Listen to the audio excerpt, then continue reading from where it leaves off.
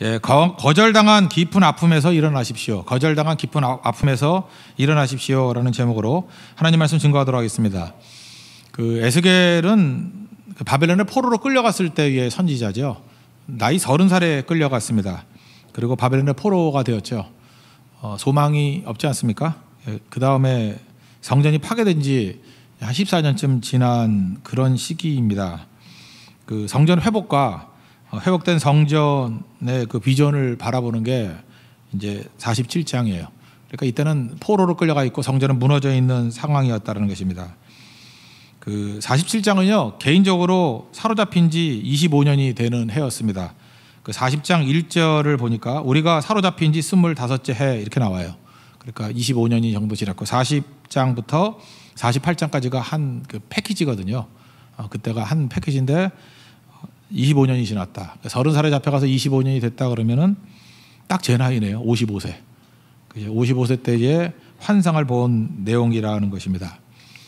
에스겔은 어떻게 보면 상처가 되게 많은 사람이었겠죠. 나라 망하는 거 봤죠. 포로로 끌려갔죠. 그 제사장 가문이면 원래 그 이스라엘의 엘리트 가문 아닙니까? 근데 소망이 없잖아요. 성전 다 무너졌는데 제사장이 실직자잖아요. 그러니까 타고난 실직자예요. 할 일이 없는 거죠.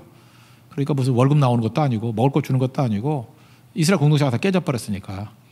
그러니까 근근히 살아갔던 그런 사람이었다라고 생각할 수 있습니다. 우리도 알게 모르게 그런 것 같아요. 지금 분명히 하나님의 은혜 가운데 먹고 살고는 있지만 이 과거를 돌이켜보면 상처뿐이고 슬픔뿐인 사람들이 많이 있겠죠. 유년 시절의 아픔이었다고 생각이 듭니다. 어떤 목사님 제가 글을 읽어보니까 이런 게 있더라고요. 그 부모님이 이혼하셨대요. 자기가 6살 때. 근데 그게 충격이래요. 아버지는 누나하고, 첫 번째가 누나인데 누나하고 형 데려갔고, 그 다음에 막내니까 어리다고 엄마가 데려가라 그랬대요. 그래서 삼형제가 이렇게 2대1로 쪼개졌대요. 그러니까 그때부터 마음이 잿빛이 되었답니다. 근데 엄마도 뭐 젊은 여자가 혼자 또 키울 수 없으니까 그 외갓집에 맡겼답니다. 그래서 외가에서 주로 자랐고, 근데 항상 마음에 눌려 있는 게 이거였대요. 부모님이 헤어졌구나라는 사실. 슬프죠. 그 다음에 두 번째, 내 형편이 부끄럽다. 슬픔과 부끄러움이 동시에 오더라는 거예요. 이게 항상 마음을 누르고 있었고, 이제 어머니도 뭐 6살에 데리고 왔는데 초등학교 4학년이 될 때 더 못 키우겠는가 봐요. 그죠? 힘들었는지. 초등학교 4학년이면은 뭐 8살에 들어갔다 그러면 몇 살이죠? 뭐 한 11살, 10살 뭐 이 정도 되지 않겠습니까? 12살? 그쯤 됐을 때 그 다시 아버지한테 보냈다라는 거예요. 나 못 키우겠다. 그랬더니 아버지도 화를 내면서 거절했대요. 처음에 약속하고 틀리잖아. 막내 키운다 그랬으면 키워야지. 라면서 또 돌려보냈대요. 그때 잊지 못한다는 거예요. 아버지한테 갔다가 아버지한테 다시 엄마 쪽으로 쫓겨왔을 때 누군가로부터 거절당하는 아픔이 이런 거구나라는 걸 깨닫게 됐답니다. 그 와중 속에서 누가 이렇게 전도해줬으면 좋겠다라는 마음 갖고 이제 교회 갔다라는 거예요. 교회 가서 사랑도 받고, 어렸을 때 사촌 누나가 전해줬던 말씀들 뭐 이런 게 기억이 나서 다시 교회 갔다라는 거예요. 그때는 자기가 믿을 의지할 게 하나님밖에 없더래요. 뭐 믿음이 있는 것도 아니고. 근데 막상 교회를 가려고 그랬더니 옷이 없더래요. 옛날에 그랬거든요. 옷이 한 벌이었고 옷이 많지 않았어요. 그래서 옷 말릴 동안에는 팬티 입고 돌아다니고 그랬던 게 지금 젊은이들은 상상을 못할 거예요. 옛날에 우리 그렇게 못 살았어요. 옷이 없었다고.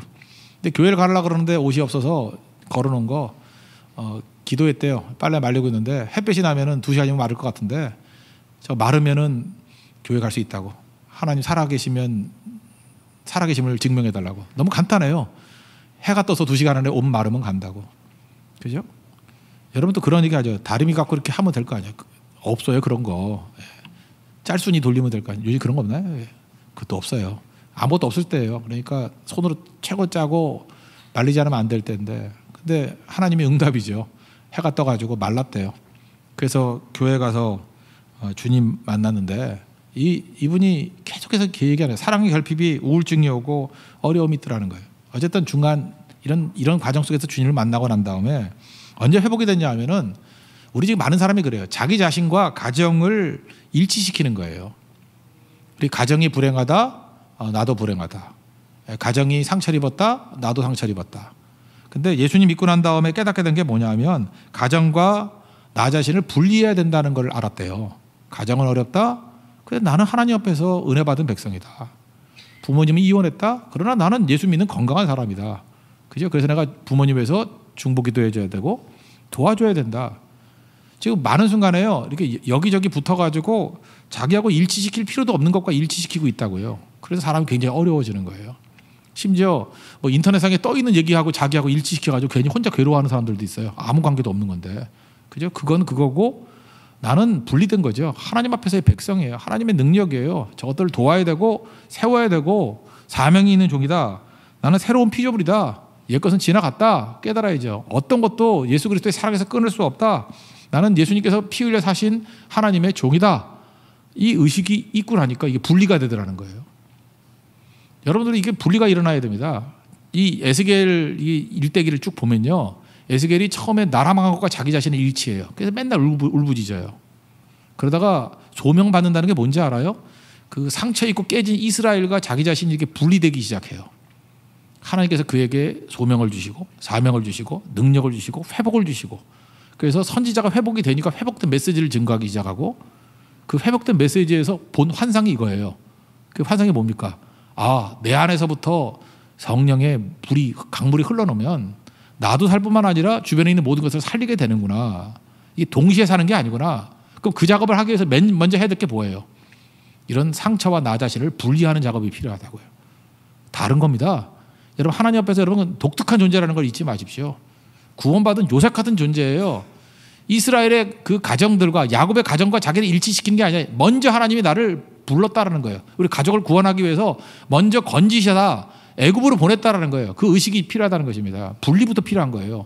그리고 하나님이 요셉에게 압도적인 은혜를 주셔서 그 은혜로 말미암아 온 가족을 구원하는 구원자로 삼으셨다라는 거예요.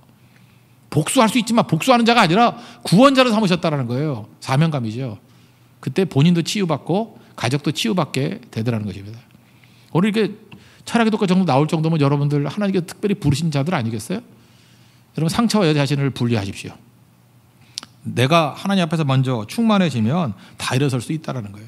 그럼 이런 단서들, 이게 쉽지가 않거든요. 이 분리시키는 거. 그게 언제 분리가 되느냐 하면요, 우리 교회에서는 아직까지 한 번도 강조를 안 했는데 가정 예배가 중요한 것 같아요. 우리 새벽 기도를 많이 강조하잖아요. 다 나오게 만드는데 그것도 있지만 우리 한국교회 굉장히 중요한 전통 중에 하나가 뭐였냐면 가정 예배였어요. 가정에서 드리는 예배. 이분이 어떻게 해서 회복이 됐냐 하면 그 사촌 누나하고 같은 집에 살았으니까 그 둘이서 예배를 드렸대요. 예배 드렸다는 게 뭐 힘든 게 아니겠죠. 성경 하나 읽고 어떤 파트 읽고 그 다음에 그 말씀에 대해서 그냥 묵상하고 뭐 설교가 힘들면 그냥 읽기만 해도 되는 거죠. 그리고 기도하고 어떤 때 짧을 때는 5분이었고요. 길을 때는 20분 정도. 근데 가정 예배가 계속 쌓이니까 거기서부터 분리가 일어나더라는 거예요. 그죠? 힘을 얻기 시작하니까. 여러분들 이렇게 교회에 나오는 것도 되게 중요하지만 가정 재단을 쌓기 시작해 보십시오. 만약에 혼자라 그러면 혼자 예배 드리고요. 혼자일 리가 없죠. 주변에 누가 있다 그러면 한 명에다 불러가지고 2인 이상이 예배 드리는 걸 한번 시작해 보십시오. 아니면 이 뭐 상수 근처에 있다 그러면 혼자 믿는 사람끼리 있다 그러면 한 3시 정도 모여가지고 가정 예배라는 게 그 가정 돌아가면서 드려도 되지만 그 문 앞에서 드려도 돼요. 아니면 교회 와서 드려도 되고, 이 가정 예배 회복이 정말 중요하다는 거예요. 특별히 남자분들은 이거 놓치면 안 돼요. 영적 가장으로서 역할은 가정 예배 드릴 때 말씀으로 하나가 될 수 있고요, 영적인 지도력을 발휘할 수 있다라는 거예요. 그죠? 그 하나님 앞에서 이런 가정 예배 회복이 있는 종들 되기를 바랍니다. 그래서 가정 예배 드리면서 기도 훈련을 했다는 거예요. 기도는 훈련인데 처음에는 15분도 힘들어요. 그러다가 30분이 되고 나중에 1시간이 되고 2시간이 되고, 그래서 회복이 되더라는 거예요. 이사야서 61장 2절 보니까 내 마음이 약해질 때 땅끝에서부터 주께 부르짖으오리니. 마음이 약해질 때 강해지는 방법이 뭐예요? 부르짖는 거예요. 그래서 가정이 이게 둘 다 어려움 가운데 놓여 있는 사촌 누나와 그분이 같이 기도하기 시작하니까 회복의 능력이 나타나기 시작하더라는 거예요. 그때 말씀 읽을 때 말씀이 힘을 주고, 그때 그 순간순간의 그 기도가 모든 난관을 이기는 원동력이 되더라는 것입니다. 하나님께서 우리에게 여러 가지 무기를 주셨는데 그 중에 하나가 뭐냐? 가정 예배예요. 이런 가정 예배 회복을 통해서 이러한 일들을 다 이뤄낼 수 있는 우리 믿음의 종 되기를 바랍니다. 잘 보면은 그 에스겔이 포로로 끌려가가지고 그들이 드렸던 예배가 뭐겠어요? 회중 예배도 아니었어요. 가정 예배였겠죠. 그래서 가정 예배가 강력해지면요, 어떤 공격 있더라도, 어떤 난관이 있더라도 무너지지 않는 마지막 보루가 될 수 있다는 것입니다. 여러분 새벽기도 드리십시오. 가정예배 드리십시오. 또 뭐 개인 기도하십시오. 어떤 것이 됐든 간에 이걸 통해서 1순위는 뭐냐? 자체의 충만이 중요하다는 거예요. 교회로 친다 그러면 우리 교회의 충만이 다른 많은 백성을 살리는 원동력이 된다는 것이고, 여러분 개인으로 볼 때 개인적인 영적인 충만이 다른 것을 살리는 힘이 된다는 것입니다. 오늘 1절에 보니까 성전 앞면이 그 문지방, 성전 문지방에서 물이 나와서 동쪽으로 흐르는 얘기가 쭉 나오죠. 그러니까 생수가 어디서부터 흘러요? 교회로부터 흐른다고요. 그러니까 우리가 예배 드릴 때 이 생수가 터져 나와야 돼요. 문지방 밑에서부터 물이 흐르는 교회, 생수가 흐르는 교회. 이거 하나님 앞에서 우리가 충만해졌을 때 이런 일이 벌어지는 거죠. 그러므로 성도들은요, 세상을 탓해서는 안 된다는 것입니다. 우리 맨날 뭐 세상이 어렵다, 세상이 메말랐다, 썩었다고 당연한 얘기 아니에요? 그러니까 교회가 있는 거죠. 세상은 언제나 메말랐던 것이었어요. 세상이 풍성했다는 게 말이 안 되잖아요. 세상은 언제나 죄악이 관영했고 썩었다, 죽었다, 소망 없다 이런 게 아니고 우리 사명이죠. 우리 안에서 생수가 터져 나오면은 이 주변을 살리게 된다는 것입니다. 요셉 보십시오. 요셉이 터져 나오니까 그 가정이 다 살게 되잖아요. 예수님께서도 요한복음 7장에서 이렇게 말씀하시죠. 나를 믿는 자는 성경에 이름과 같이 먼저 그 배에서 생수의 강이 흘러나리라. 이 속에서 생수가 터지는 거예요. 그럼 가정이 사는 거고 나는 물론 다 살게 되겠죠. 하나님 앞에서 이러한 모습이 있어야 된다고 생각을 합니다. 그래서 이제 옛날에 뭐 그런 꿈도 있었어요. 이렇게 무슨 잔을 이렇게 쌓아놓는 거 보셨어요? 피라미드 같이 밑에는 정사각형으로 쌓고 한 칸 앞으로 쌓고 쫙 해서 그 TV에서 봤어요. 맨 위에서 무슨 뭐 샴페인 같은 거 이렇게 부으니까 넘치고 해서 다 넘치는 거. 몰라요? 이거 술 먹을 때만 하는 겁니까? 나는 교회 앞에 그런 모형을 하나 만들어 놓고 싶어요. 위에 물이 막 떨어지면 다 넘치고 해서 밑에가 지구본, 지구 전체가 다 덮이는 거. 그런 환상이 있어야죠. 내 안에서 넘친 거는요, 주변을 다 적시는 그런 강이 된다는 거예요. 생수의 강이 된다는 거예요. 그래서 남 탓하지 말고요, 내가 메마른 게 내 주변엔 최고의 재앙이에요. 하나님의 능력을 받아서요, 내 안에서 생수의 강이 터져 나오는 정도 되기를 바랍니다. 그러면 생수의 강이 터져 나올 때 그 다음에 주님이 하신 말씀이 뭐냐면, 너부터, 교회부터 이렇게 성령 충만해야 된다. 그 다음에 할 일이 뭐냐? 이게 흘러간다라는 거예요. 이걸 보라는 거죠. 그래서 주님께서 그 생수의 강이 성령을 상징하는 거 아닙니까? 그 다음에 순종을 말씀하고 계셔요. 물이 차서 이제 넘치는데 그 1천척씩 가보래요. 이렇게 가보래요, 주님이. 1천척 갔더니 물이 어디까지 왔어요? 발목까지. 또 1천척을 더 재보니까 어디까지 왔어요? 두 번째 가니까 무릎까지. 또 1천척을 재보니까 어디까지 왔어요? 허리까지. 또 1천척을 재보니까 어디까지 왔어요? 머리를 넘어서서 헤엄칠 정도의 물이 되더라. 저는 이걸 이렇게 생각해요. 성령의 주도권이라고 생각하는 거거든요. 이 성령의 강물이 막 흐르면은 발목 정도 올 때의 신앙 상태는 어떻습니까? 성령이 뭔지는 알죠. 목마르지는 않아요. 발목까지 오니까.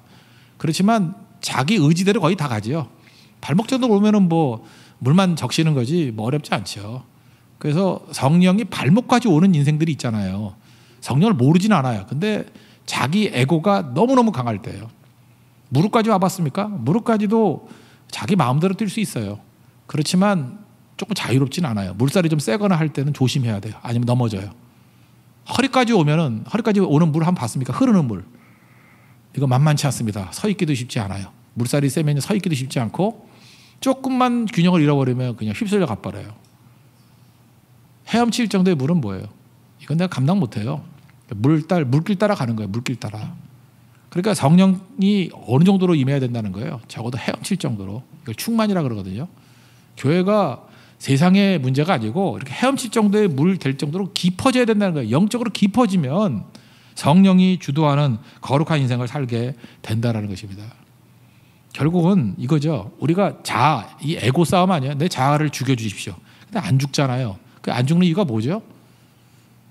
성령 의지하지 않았기 때문에 그래요. 아직까지 발목이기 때문에 내 뜻대로 사는 거예요. 무릎이기 때문에 내 뜻대로 사는 거라고. 이게 고집투성이죠. 근데 영적으로 깊어지면요, 내 주의 뜻대로 행하시옵소서, 주님 뜻대로 가게 돼 있다는 것입니다. 그래서 이거는요, 평탄할 때, 고난할 때 다 마찬가지예요. 주님 의지하는 거예요. 여러분, 한 번 주님을 철저히 의지하기 시작하면요, 어떤 사람은 대부분이 고난부터 시작하겠죠. 고난할 때 주님 의지하는 사람이 형통할 때도 의지해요. 근데 고난할 때도 고집 부리면서 자기 뜻대로 자기 멋대로 하는 사람들, 어떤 사람이 이래요. 내가 보니까 어려움이 있는 거 알겠어. 뭐 그렇게 시험도 회사에서도 시험도 많고 가정도 뭐 굉장히 분열 위기고 뭐 경제적으로 어렵고 어려운 거 알겠어요. 다 이해해요. 그런데도 자기 주장대로 살아요. 아니 자기 주장대로 살아가지고 그 꼴이면 저 같으면 확률상 한 번쯤 하나님 의지하겠다. 그러지 않아요? 이게 자기 뜻대로 해가지고 안 되면은 다른 방법 선택해야 되지 않아요? 하나님께 다 맡겨버려야 되는데 그 자가 안 죽어요. 다 망했는데 꿈틀꿈틀 강시같이 일어나가지고 그죠? 아직도 자기 뜻대로 하려고 하니까 문제죠. 그 사울 왕이 이런 대표적인 예라고 생각을 합니다. 사울 왕을 보시죠. 사울 왕은 문제가 뭐냐면 에고가 안 죽은 사람이에요. 성령을 맛보긴 맛봤는데 성령 충만하지도 못하고 끝까지 자아가 죽지 않은 꽤 괜찮은 윤리적인 사람. 그게 사울이에요. 다윗의 특징은 뭐냐 하면 지을 죄는 골고루 다 지었지만 철저히 하나님 의지했던 성령의 사람. 그게 다윗이에요. 그러니까 윤리적으로는 사울이 훨씬 낫잖아요. 사울이 무슨 큰 죄 없잖아요. 근데 그는 중심이 자기였어요. 한번 보십시오. 위기 상황이에요. 사울 왕이 이제 왕으로 되고 난 다음에 시험 당하는데 사무엘상 13장이죠. 블레셋이 쳐들어왔습니다. 블레셋이 쳐들어왔는데 성경 보니까 병거가 3만, 그러니까 탱크예요. 탱크 3만 대, 마병이 6천 명, 뭐 군인은 해변에 모래 같다. 뭐 그러니까 대개 그 마병의 한 10배 정도가 보병이라 그러니까 한 10만 명 정도 온 거예요. 그죠? 계산해 보면 10만 명이면 굉장히 그 팔레스타인 그 충청 남북도 합친 정도인데 뭐 그 되게 많은 사람이겠죠. 쳐들어왔다라는 거예요. 그리고 강력하죠. 근데 사무엘이 와야 되는데 사무엘이 또 지각을 했네요. 지하철을 놓쳤는지 버스가 막히는지 뭐 안 와요. 그랬더니 백성들이 불안해하면서 이스라엘은 여기서 알 수 있는 게 뭐예요? 예배드리고 전쟁했다는 거 알 수 있죠. 예배드리고. 근데 예배드릴 목사님이 안 와요. 그랬더니 백성이 막 떨면서 또 쫀 몇몇 사람이 또 이렇게 도망갈 조짐이 보이잖아요. 이게 대열이 흐트러지는 게 얼마나 불안한 거예요. 그랬더니 야, 뭐 안 되겠다. 그러면서 자기 방법을 쓰잖아요. 사무엘 안 오면 내가 드리면 되지 하면서 번제, 화목제를 자기가 드려요. 그리고 늦게 사무엘이 왔을 때 뭐 하는 짓이냐 이렇게 된 거죠. 우리 겉으로 볼 땐 탁월한 위기 관리 능력이다 이렇게 생각할 수도 있지만 아닌 거죠. 이때에도 하나님 의지해야 된다는 거예요. 위기 상황에도 하나님 말씀대로 철저히 의지하면 되는데 그는 기다리지 못하는 거예요. 지금도 보면 여러분 기다리지 못하는 사람의 특징이 뭐냐? 믿음이 없어서 그래요. 인내심이 없는 게 아니고요. 그게 믿음이 없는 거예요. 믿음이 없으면 중간에 포기해요. 포기하고 안 해요. 기도도 중지하고 예배도 중지하고 리셋 신드롬. 그냥 맨날 리셋만 해. 뭐 다시 하자. 이렇게 본다 그러면 가정에 문제가 있을 때도 뭐 고창고창 이혼한다 그러는 건 믿음이 없어 그러는 거예요. 하나님 의지 안 하고 자기 판단이야. 내가 다 결정하는 거야. 내가.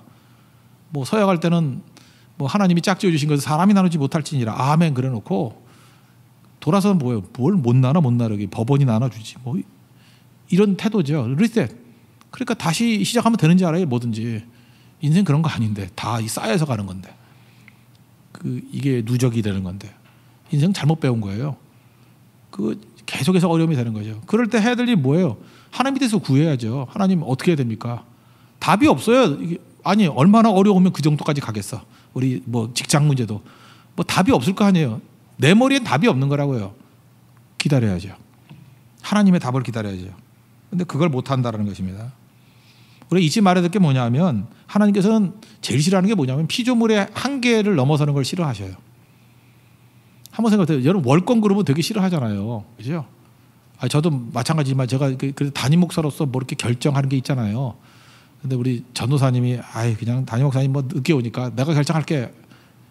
그러면 좀 화가 안 나겠어요? 그 말을 해야지. 그죠? 말 안 하고 자기가 밑에도 다 해버리면 안 되겠죠? 그걸 월권이라 그러잖아요. 한 번, 두 번은 이제 혼내겠지만 계속 그런다 그러면 동역을 못 하겠죠. 하나님도 마찬가지예요. 하나님의 영역이 있거든요. 근데 하나님 영역을 자기가 침범하는 거예요. 에고가. 내 인생은 나일 거라는 거예요.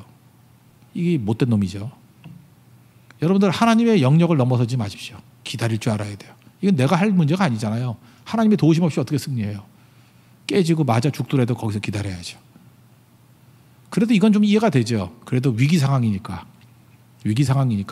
근데 사무엘상 15장에 보면요. 이제는 위기 상황이 아니라 이제는 아말렉과의 전쟁이에요. 블레셋이었고 아말렉은 이건 잔당들이거든요. 하나님이 가서 멸해버리라 그랬어요. 그죠? 이스라엘 출애굽기 17장 보니까 뒤에서 공격하는 비열한 놈들, 뒤에서 공격하는 것들은 아말렉이에요. 그래서 하나님이 그건 씨를 말려버리래요. 나쁜 놈들이라고. 그게 아말렉이거든요. 하나님께서 그에게 압도적인 능력을 줬어요. 그래서 진멸할 수 있을 정도의 압도적인 능력을 줬다고요. 그런데 15장에 보니까 순종을 해요? 안 해요. 아각 왕 잘난 척하려고 살려놔요. 그러니까 쓸모가 있거든. 왕 풀어주면 돈 생기거든요. 그다음에 좋은 것들 남겨두고. 이것도 잘 보세요. 우리는 위기 상황에서는 마지못해서 불순종할 수 있다라고 생각하지만 이건 아니잖아요. 지금 압도적인 우위의 상황에서도 말씀대로 순종할 마음이 없고 에고가 살아있는 거예요. 하나님이 틀렸다라는 거예요. 내가 옳다라는 거예요. 이놈의 못된 버릇 언제부터 배웠어요? 위기 때부터 배운 거예요. 그래서 여러분들 지금도 그래요. 나는 너무 고난이 많기 때문에, 너무 어려움이 많기 때문에 그래서 내가 불순종하는 거지. 하나님 내게 축복을 한번 부어줘봐. 내가 철저히 순종하지.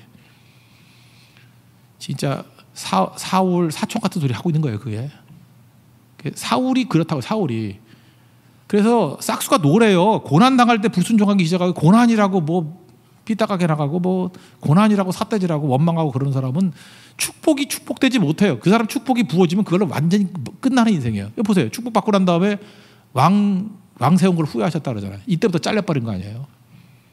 오히려 잘 안 되는 게 낫습니다. 그럼 기회가 좀 더 있지. 여기에 우리가 소위 말하는 형통이 오면 그걸로 끝장나는 인생이 된다는 거예요. 문제는 뭐예요? 내 에고가 깨져야 되는데 안 깨지는 거죠. 순종이에요. 순종. 순종할 수 있는 능력이 어디에 있어요? 성령 충만에 있어요. 여기 얘기하잖아요. 내 의지로 내가 나를 죽이는 게 아니에요. 성령의 물결에 나를 맡기는 거예요. 큰 성령의 물살 속에 내가 들어가면 내가 발버둥 친다 할지라도 소용이 없어요. 그래서 이게 교회가 그래서 중요한 거예요. 교회의 성령의 흐름이 있으면요, 그 흐름에 합류만 해도 금방 자아가 깨져버려요. 그래서 그 은혜가 넘치는 교회예요. 막 교회에 흐름이 있거든요. 막 교회 물살이 있어. 교회 큰 성령의 물살. 거기에 합류가 돼버리면 믿은 지 얼마 안 돼도요, 충만해지고 자아가 다 깨져버리고 하나님께 쓰임받는 종이 된다는 거예요. 근데 마귀가 거기 합류하게 만들겠어요? 성령 충만한 교회가 되면 잠깐만 나가게 만들고, 거기 못 가게 만들고, 혼자서 돛 닦게 만들고, 광야에서 근신하게 만들고. 혼자서 되는 일이 아니라니까. 이거는 강물 속에 들어가야 되는 일이에요. 물 속에 들어가야 돼. 물 속에 생수의 강이 터져 나와야 되고, 그 다음에 물 속에 들어갈 때 그런 능력이 나타난다는 것입니다. 오늘도 이 철야기도 시간에 여러분이 하나님의 성령의 강수가 여러분 인생을 완전히 지배하는 은혜의 시간이 되기를 원합니다. 그게 중요한 거죠. 여기서 지금 에스겔에게 말한 게 뭐예요? 들어가라니까 들어가죠. 헤엄칠 물에 들어간다는 거 순종 아니에요? 그죠? 요단강에 들어가라고 해도 순종이죠. 순종이라고요. 그러니까 성령 충만은 어떻게 하면 되죠? 순종하는 자에게 주시는 성령 그랬어요. 순종할 때 성령 충만이 있다고. 순종하는 자에게 주시는 성령이에요. 불순종하면 성령 충만 못하고 계속해서 성령이 뭔지 아는 정도예요. 이 발목, 그 다음에 뭐 무릎, 그 정도. 알건 다 알아. 어디 가서 얘기할 때 뭐 교회는 그런 거지, 뭐 나 신앙생활 많이 해보니까 다 알아, 다 알아. 알긴 뭘 알아? 그 입 다물라. 성령의 깊은 은혜를 지가 뭘 알아요? 안다 그러는 사람은 벌써 자기 에고가 나오기 때문에 모르는 거예요. 안다는 말 자체가 모르는 거예요. 성령의 지배를 받으면요, 성령의 이끄시는 대로 간다는 거예요. 시험 보면요, 시험 잘 보는 사람의 특징이 뭐냐? 공부 많이 한 사람, 그것도 맞지만 마지막에 가가지고 정말 잘하는 사람의 특징은 뭐냐면 출제자의 의도를 파악하는 사람이에요. 여러분 그 선생님 딱 보면 몰라요? 국어 선생님 그러면 버릇이 딱 있어요. 꼭 사인이 딱 있어요. 시험에 꼭 나올 거다. 꼭 말해줘. 이거 시험에 꼭 나와. 그리고 별표도 해주고. 진짜 그래요. 근데 애들이 믿음이 없어 안 믿어. 그래서 내가 그때마다 하나 써놨어요. 선생님이 시험에 나온다 그랬다. 이렇게 써놔요. 거기다가. 나중에 보면 상당히 거기서 나와요. 그리고 안 나온다 할지라도 선생님이 항의할 수 있어. 시험에 나온다 그러고 왜 안 나시죠? 그러면 그 다음 시험에 미안해서 거기에서 내. 그건 한꺼번에 질문하면 안 되고 개인으로 찾아가서 질문을 해야 돼. 왜 시험에 나온다고 계속 안 나시죠? 그럼 그 다음 시험엔 어김없이 거기서 나오더라고요. 출제자 의도가 중요한 거죠. 그 어떤 제가 변호사한테도 들은 적이 있어요. 그 변호사의 능력이 이렇게 변론을 잘하는 것도 되지만 어떤 분은 그런 얘기를 하더라고요. 이렇게 딱 보면 이 판사님이 의도하는 게 보인대요. 얼마나 편하겠어? 판사의 마음이 이렇게 훤히 보인대요. 와, 그거 진짜 좋을 것 같아요. 그죠? 어떤 상담하는 사람도 마찬가지예요. 상담하는 사람이 이렇게 얘기를 할 때 그 사람의 의도가 보여요. 그런 은사도 있는가 봐요. 그죠? 이렇게 보이면은 얼마나 좋겠어요. 근데 하여튼 제일 맹꽁이, 제일 바보 천치 같은 애들이 뭐냐면 자기 입장에서만 생각하는 거야. 그러니까 설명해줘도 이해를 못해. 그냥 자기 세계 속에 딱 갇혀가지고 자기한테 유리한 말만 듣고 아닌 말은 다 안 들어버리고. 그걸 맹꽁이라고 그러잖아요. 그 답답한 인간들. 그러니까 언제나 상대방의 의도를 읽을 줄 알아야죠. 하나님께서 이 모든 일들을 했던 이유. 지금 에스겔은 합격했죠. 에스겔에게 원할 게 뭐예요? 순종을 원한 거예요. 순종하니까 체험하잖아요. 성령 충만 체험하잖아요. 사울에게 원했던 게 뭐예요? 순종이죠. 그래서 사무엘상 15장에 나오잖아요. 순종이 제사보다 낫고. 하나님이 너무 답답해가지고 의도를 얘기해 주잖아요. 그렇죠? 야, 내 뜻이 뭔지 알아? 순종이 제사보다 낫고. 누가 제사 드리래 임마? 순종하랬지. 순종이 제사보다 낫고.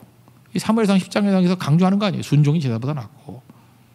하나님 앞에서 이런 순종의 능력들이 나타나야 된다는 것입니다. 뭐 옛날에 그런 거 생각하네요. 어떤 선생님이 이렇게 문제를 냈는데 테스트가 순종 테스트예요. 근데 시간은 뭐 한 10분 정도 준 거예요. 근데 지문이 무지 길고 풀어야 될 문제가 한 30개 정도. 그러면 아무리 공부를 잘하는 애도 10분 안에 30개 풀기는 어렵죠. 이렇게 지문이 많으니까. 그래서 이게 대충 찍을 거 아니에요. 그런데 선생님이 그랬대요. 다 못 풀어도 괜찮으니까 꼭 처음부터 읽으라고. 근데 뭐 대부분 애들이 이렇게 써가지고 했는데 다 못 맞췄겠죠, 문제. 근데 선생님의 의도는 뭐냐면 앞에 있는 지문에 딱 10분 분량 정도 될 때까지 순종해서 읽으면은 내용이 되게 많았대. 쭉 읽으면 한 9분쯤 넘어가면은 그렇게 써 있대요. 밑에 있는 30개의 문제는 풀 필요가 없음. 이름만 쓰고 나가시면 100점. 그렇게 써 있었대요. 그러니까 9분까지 순종해서 그 지문을 읽었던 아이만 볼 수 있는 글이에요. 그건 굉장히 많은 거니까. 그리고 30개 문제는 풀 필요가 없었어요. 그 시험은 30개 문제를 풀어서 성적이 나오는 시험이 아니고 순종 테스트였거든요. 딱 하나 통과했대. 하나. 한 명이 통과했대. 한 명이. 걔는 선생님 말씀 들은 거죠. 어떤 때는 하나님께서 우리에게 30개 문제를 주시고 우리는 그럴 때마다 30개 문제를 풀어야 된다고 생각을 한다고. 근데 주님께서는 이름만 쓰면 100점이야. 그럴 때도 있다고요. 왜? 순종하면 그렇게 하신다는 거예요. 문제는 하나님이 풀어주시는 거니까. 철저히 순종하십시오. 급하다는 얘기는 뭐예요? 내가 일을 해야 된다고 생각해 급한 거 아니에요. 하나님이 일 다 하신다고 생각하면은 하나님께서 내게 주신 시간 동안에 뭘 하라 그러면 그것만 순종하면 될 거 아니에요. 그러니까 하나님이 그것만 요구하시지. 딴 거를 왜 요구 안 하시겠어요? 뭐가 있으니까 그런 거지. 하나님이 하시려고 하는 의도가 있기 때문에 야 9분까지 철저히 지문 읽어 그랬다고요. 그럼 그것만 하면 그 사람 100점 인생이 되는데 불순종하고 자기가 넘겨짚어서 내 인생 내가 먹어 살아야 되고 처자식은 어떻게 하느냐, 뭐 미래는 내가 준비해야지 이러고 뛰면은 준비도 안 될 뿐더러 빵점이 생긴다는 거예요. 사울이 그랬어요. 사울이 왕인데 이런 왕이 어디 있어요 세상에. 사울에게 없는 건 딱 하나였어요. 뭐 인품도 있고 뭐 외모도 좋았고 뭐 능력도 있고 다 있었잖아요. 순종 하나 없었어요. 순종이 없다는 게 뭐예요? 에고거든요. 에고는 안 깨져요. 성령의 강수에 자기 몸을 집어던져야 깨지는 거예요. 우리 다 사울입니다. 그냥 안 깨져요. 결심을 안 깨져요. 생수의 강에 여러분 흘러야 되고 일단 흐르는 강수에 여러분을 집어던지십시오. 순종하십시오. 그때 에고가 다 깨지고 승리하게 된다는 것입니다. 이 물이 흘러서 어디로 가요? 동쪽으로 간다는데 예루살렘이니까 예루살렘 동쪽에 뭐가 있어요? 그게 보면 요단강이 있고 요단강 밑에 뭐가 있어요? 사해가 있죠. 사해. 죽은 바다가 살아나게 된다. 그런 얘기입니다. 거기에 나무가 막 자라고. 여기 나무 자란다라는 이 표현을 그대로 요한 사도가 천국에서 환상으로 본 거죠. 요한계시록 22장. 오늘 새벽에 살폈잖아요. 여기서 생명나무가 있고 그 다음에 잎사귀는 약재료가 되리라. 여기 그대로 딴 거거든요. 말씀 거의 80% 싱크로율이 80%예요. 그대로 따서 옮긴 거예요. 이게 천국 환상이었던 거예요. 하나님께서 에스겔에 보여주셨고 또 요한에게 보여주셨던 천국의 환상이에요. 생수의 강이 나야 우리에게 살아나는 일들이 벌어진다는 거예요. 기독교가 살리는 종교 아닙니까? 부활의 종교 아닙니까? 내가 살 뿐만 아니라 이 생수의 강물이 흘러갈 때 살아나게 된다는 거예요. 우리 교회 사명이고 우리 가정의 사명 아니겠습니까? 살아나야죠. 이제 언제까지 이렇게 죽음의 냄새가 나겠어요. 그리고 잎사귀는 약재료가 된대요. 우리 아까 처음 얘기했던 상처, 마음의 상처, 이게 다 회복돼요. 아픔 회복되고요. 그 다음에 우리 관계들이 회복이 되고요. 실제 우리 질병들이 회복이 돼요. 요즘 우리 교회 이게 갑상선 때문에 고민하는 분들이 몇 분 있었어요. 근데 한 분은 이게 혹이 2개가, 물혹이 2개가 있었는데 그냥 예배 드리는 가운데 성령 체험을 했대요. 그리고 없어져 버렸어요. 이게 어디 갔든지 없어져 버린 분이 있고, 어떤 분은 이게 뭐 치수가 높은가 봐요. 그죠? 그런데 지금 뭐 다 떨어져가지고 이 갑상선 약은 또 계속 먹어야 되는데 근데 안 먹게 되는 분이 나왔어요. 뭐 치유가 되잖아요. 그죠? 한 분은 그 얘기 듣고 지금 기뻐가지고 기도하고 있는 분이 한 분 계시고, 그래요 지금 긴가민가 하고 있는데, 그러면 이게 철학에도 나와야지. 내가 보니까 안 나온 것 같아. 하여튼 그 인간도 참 문제가 있어. 그죠? 그렇게 기도하라 그랬는데 혹이 좀 더 커져야 나올 거예요. 이제 이만해지면 나올 거예요. 이제 나와가지고 천부에 의지 없어 손 들고 옵니다 하면 제가 그때 소개시켜 줄게요. 그때 안 나왔던 분이라고, 이제 커져서 왔다고. 참 인생이 참 게 얄궂은 인생들이에요. 그죠? 생명은 하나님께 있습니다. 여러분 믿습니까? 생명 하나님께, 권능이 하나님께 있어요. 딴 데 가서 찾지 말라고요. 하나님께 있어요. 그래서 교회에서 생수강이 터져 나와야 되고요. 순종을 통해서 우리가 그 물속에 집어 던져져야 되고요. 그래야 그것이 세상에 빛이 되고 세상을 건지는 물이 되는 거예요. 그게 교회입니다. 교회.